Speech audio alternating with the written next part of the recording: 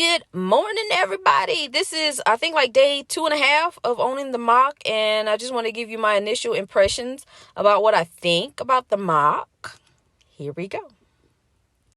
First off top, I would tell you I love the features that it has in it. Like, we got the power seats and the screen. I don't like that the screen only does phone stuff. So eventually I would love to be able to watch a video or something on this big ass screen that I got in my car. But for now, I'll deal with it. I'm playing. I love this thing here. That's kind of cool. We got a cover coming for it because we're in Arizona at some point. The shit's gonna hurt, but it is very well tinted. I will say that, to the point where when we first got it, my husband was looking at the top. He was like, "Where the roof at?" It was there, because he was all about getting this panoramic type style sunroof. So we do have that. It's got a wireless charger option, like in the little console thing. Matter of fact, let me just show y'all around the car.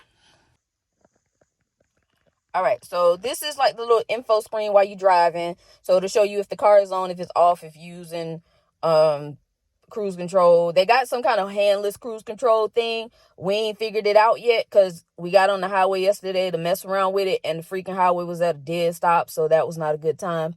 So we're going to test that out. That'll probably be another video once we get that figured out. This is the screen that we have in the car. It connects to Apple Play. You can also do Android Play on here. I think my daughter has an Android still, so she was able to connect through Bluetooth, but we didn't try like the play part. We've got the wireless charging, which is kind of iffy. I think it's because of the case on my phone. I've got like a rubber case, so my phone does in and out, so I just use the cord. I ain't got time for all that. You got the little knob thing to turn the car. Up under here is you can like close this, so you want to put your stuff in there, or if you just want to leave it open, you can do that and then put the armrest down. So that's kind of cool. Of course, you got the sunroof, moonroof joint there. And then you got just the regular seats in the back. The trunk, okay, the back of the car, because the trunk is now in the front.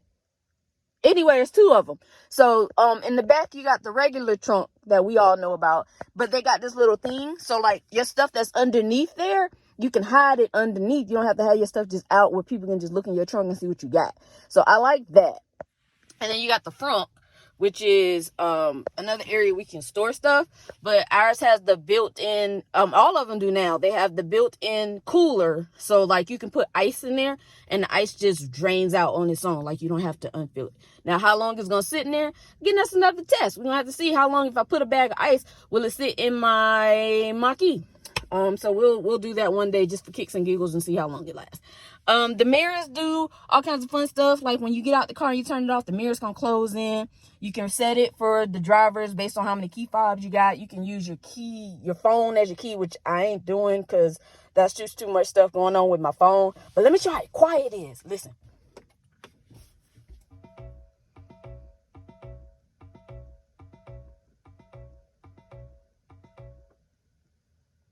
The car is on. What do you hear? Not a damn thing.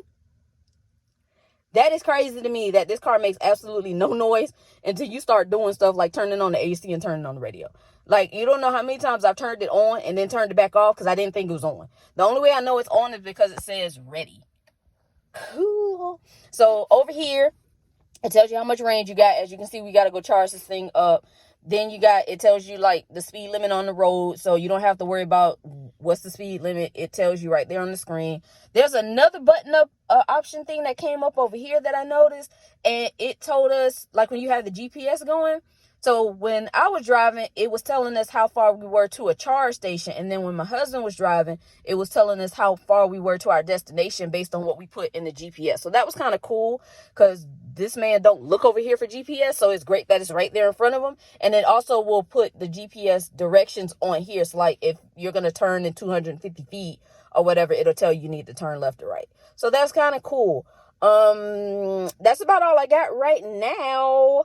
But once we get into this thing, I'm about to start having some fun with it because obviously I'm going to be driving it a lot because what we do in real estate, drive all the goddamn time. So there's going to be some things I'm finding along the way, and I will happily share my knowledge with you.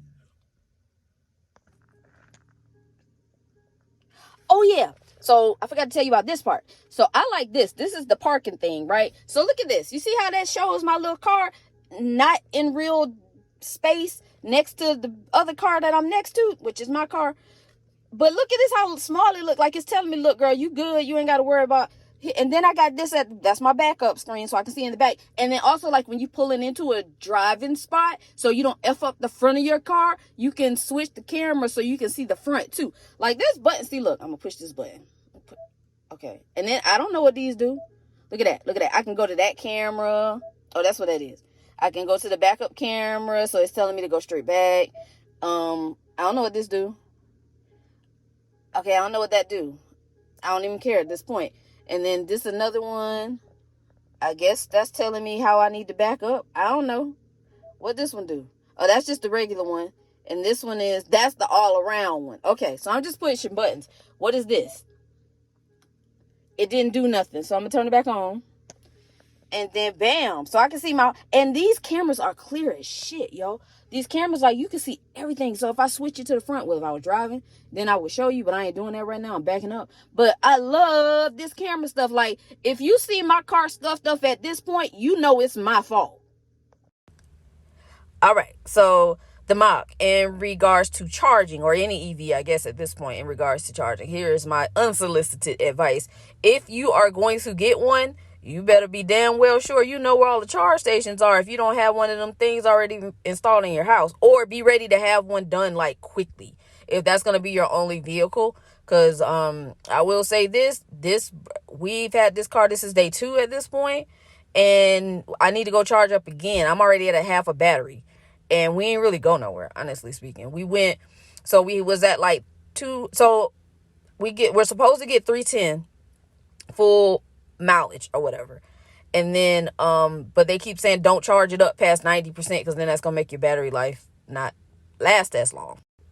So basically I feel like I'm driving a big ass phone, because I gotta keeping track of how much battery life I got left, and that's gonna take some getting used to. So there's a charge station near us that's like 10 minutes away, but that's not a fast charger. So you got to sit there. Like if you want to have and you got to charge it, it's going to take some hours to charge it back up. So there's one that's about 25 minutes away. That's a faster charger where we could have charged it up in like an hour and it would have been full. Or I think it was like, to get us to 80% from where we were yesterday was like 20 minutes or something like that. So it really didn't take that long. Now that shit looked expensive, because I'm sitting there watching it. Because it's one thing when you watching the TikTok on the gas pump. It's another when you watching the TikTok on your phone. You're like, I thought this was supposed to be cheaper. Whole nother conversation for a whole nother day. So the cheapest way to charge it, from my understanding, is at home. So we got to get the plug installed at home so we can do that out. So in the meantime, we are stuck going to these charge stations. So I probably won't be driving this truck a whole lot this week until we get that done. I'll get back to the Kia for now and just deal with the gas station. But because trying to find that was not cute at all. And then you go on there and it's telling you it's pumps, or not pumps, but it's charge stations close to you, and ain't no damn charge stations close to you. And you get there, that's a whole nother conversation for a whole nother day. But anyway, so yeah, that's the new thing, is trying to get used to having to keep up with my battery power a lot more. Like I have to consciously think, where am I going today? Because wherever I'm going, if I'm going to drive it before I get the thing at home, I got to make sure I'm able to charge back up so I can get back home. So I ain't on the road stuck nowhere. Because just like yesterday, we got ready to get on the highway and it literally said there was no traffic, and we get on the highway and that dead stop on the damn 10. Y'all know I hate the 10. So that's just what I'm living with right now. But overall, do I like the vehicle? Absolutely. I love the idea that I can kind of control what it's going to cost me to drive my car. Like I can drive my gas car if I feel like spending $50 that day, or I can charge my car up at home and spend a whole lot less. So just having those options is very, very cool. At some point, I'm sure we're going to have to go all electric. But until then, I'm going to ride gas and electric till the wheels fall off.